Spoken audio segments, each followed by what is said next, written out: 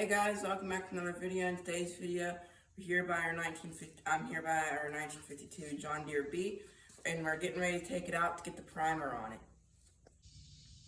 Here's an update here on our 1952 John Deere B. We got it primered in epoxy primer. We bought the wrong color. We wanted gray, but we got black, but we decided to go with it anyway, and it turned out good.